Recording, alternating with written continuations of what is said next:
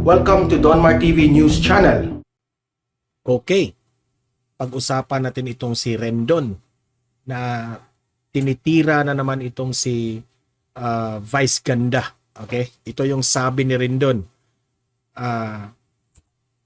Rendon Labrador, sabi niya, "This is the end of Vice Ganda's era." Yan ang sabi ni Rendon. Okay, alamin natin ang buong sinabi ni Rendon Labrador.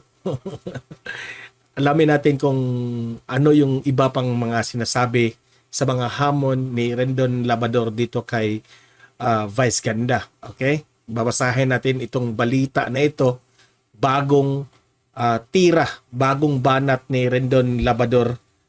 Okay? So pag-usapan natin yan. Pero bago ang lahat, help me na i-like at i-share itong video natin sa Facebook at sa YouTube para marami ang makakita, makapag-alam sa ating balita at kakalat ito sa taong bayan. Okay?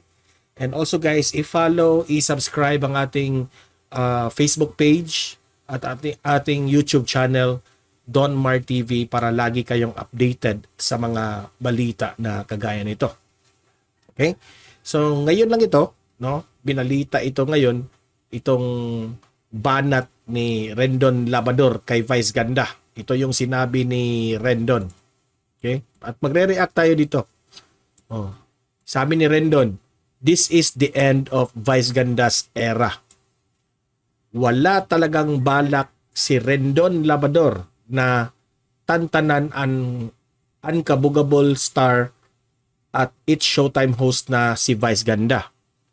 Sa isa sa kanyang Instagram stories ay ni-repost niya ang isang news report ukol na may titulong End of Vice Ganda's Era. So ibig sabihin ni Rendon Labrador na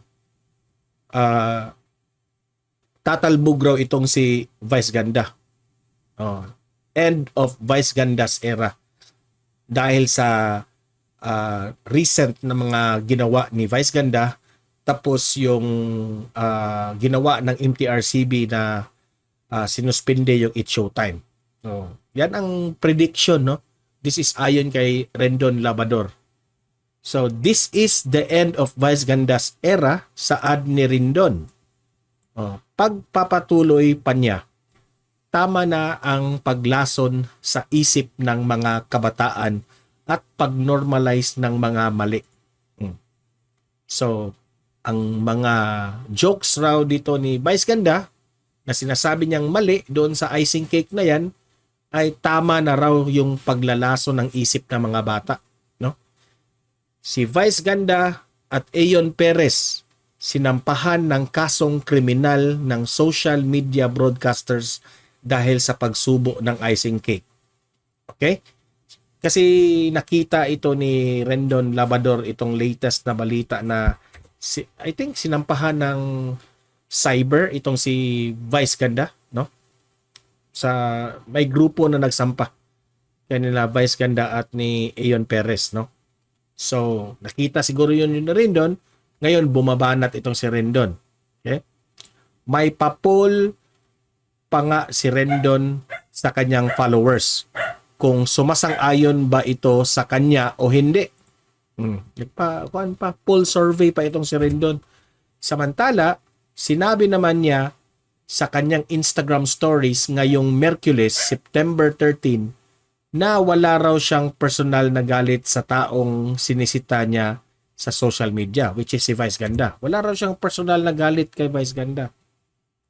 Sige, uulitin ko. Ito yung sabi ni Rendon Labrador, ha? Uulitin ko para sa mga hindi pa rin makaintindi na wala naman tayong personal na galit sa lahat ng taong sinisita natin. Gusto lang natin itama yung mga mali nila, sabi ni Rendon. Kiko Matos nagdiwang sa ito yung ibang balita pala tungkol kay Kiko Matos. Ngunit sa kabila nito ay kapansin-pansin pa rin ang sunod-sunod na patutsada niya laban kay Vice Ganda. Nirepost rin niya ang isang art card ni Vice Ganda kung saan sinabi nitong wala siyang balak pasukin ang politika. Talagang hinanapan ni Rendon Labrador na makatira talaga siya ni Vice Ganda. Ang tanong natin kay Rendon Labrador, totoo bang wala kang galit ni Vice Ganda, Rendon? Ah, kahit gustuhin mo, hindi ka naman talaga pwede. Ah, kahit raw gustuhin ni Vice Ganda na tumakbo sa politika, ayaw raw rin ng mga tao. Kayo, gusto nyo ba, pag tumakbo ito si Vice Ganda ng kahit anong posisyon sa gobyerno, iboboto ba nyo si Vice Ganda? Okay, comment nyo ha kung pwede ba. Pwede ba si Vice Ganda? Siguro pwede itong maging ano bang pwede dito? Mayor? O Vice Mayor? Ano ba? O Vice na lang. O Vice President kasi Vice Ganda siya. Boboto ba kayo kay Vice Ganda? Kung papasok ito sa politika? Sabi niya rin doon, kahit gugustuhin mo, hindi ka naman talaga pwede. Yung kahayupan mo nga sa national TV, hindi mo pa rin mag-gets, sabi niya pa. Hindi pa, hirit pa ni Rendon, sana raw ay matuto na si Vice sa kanyang mga pinanggagawa dahil naiistorbo daw siya ng mga ginagawa ng komedyante. Bothered si Rendon. Sabi pa dito, I think iba itong balita tungkol kay Rendon. Rendon Labrador, hinamo ng suntukan si Ayon Perez. Oo, gusto kong basagin yang pagmumukha mo. Grabe na si Rendon, no? Ang astig. Sana matuto ka na kasi masyado na akong naaabala sa pagsita ko sa mga katangahan mo. Guys, ganda ang kanyang tinira dito. Imbes na madami pa sana akong matutulungan, tumagdag ka pa sa problema, sabi ni Rendon. Bukod rito ay inutusan pa niyang maglabas ng public apology itong si Vice Ganda. Okay? Vice Ganda, inutusan kitang mag-public apology para ikabubuti ng Pilipinas. Hirit ni Rendon. Okay. So, wala tayong kinakampihan dito ha. Hindi naman ako fan ni Rendon. Hindi naman ako fan dito kay Vice Ganda.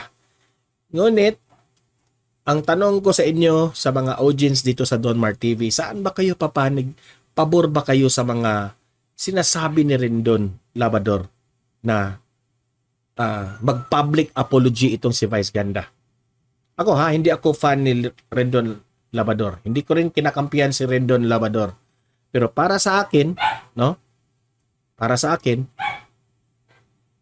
tama ang sinabi ni Rendon na sana mag-public apology na lang si Vice Ganda. Huwag nang magpataas ng pride, Vice.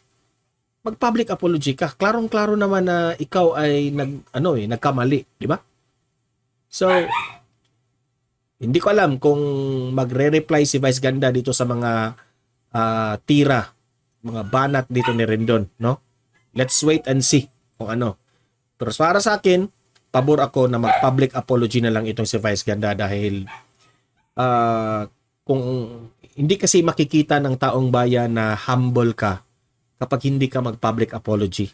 If you think, Vice Ganda, na wala kang maling ginawa, no? If you think, sana naman pag-isipan mo yang mabuti. Dahil sobrang klaro ang kamalian na ginawa ninyo sa iyong partner. No? Sana be humble, Vice.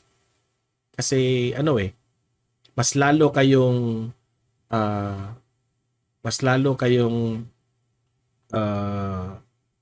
pag-uusapan ng taong bayan. Especially na marami ng mga grupo na nagrereklamo sa ginawa ninyo. Marami ng mga ahensya, no? Na may opinion sila sa ginawa nyo ni Ayon Perez. May sariling opinion. Kung ayaw mong lalaki at lalaki pa ito, kung ayaw nyo, mag-apologize ka na lang, no? Wala namang mawawala sa iyo kung mag-apologize ka. 'Di ba noon yung ginawa mo kay Jessica Soho, nag-apologize ka nga eh. Oh, hindi to pwede kang mag-apologize dahil ano eh, hindi normal yung ginawa mo kasi it involves already the yung ating mga bata dito sa Pilipinas, di ba? Oh, dapat hindi yun dapat na ninormalize yung ganun eh. Okay lang, ma-accept pa siguro kung mga adults yung nanonood na ginawa ninyo, maintindihan kayo. Pero yung sa mga bata, sa tingin nila, iniidolo ka ng mga ilan sa ating mga bata, no? Ng mga fans ninyo. So hindi magandang it's not a good example. So dapat lang para matapos na lahat, o pa sa iyo apologize ka. So kayong mga audience ko dito, libre kayo mag-comment, mag-react sa sinabi ni Rendon Labador. Pabor ba kayo sa kanyang sinabi na mag-apologize itong si Vice Ganda? Okay? Pag-usapan natin yan sa comment section. I-like, i-share itong video na ito para kalat ito sa taong bayan. At i-subscribe, follow Donmar TV para lagi kayong updated sa mga balita na kagaya nito. Okay? See you in my next video. Have a great day. God bless inyo lahat.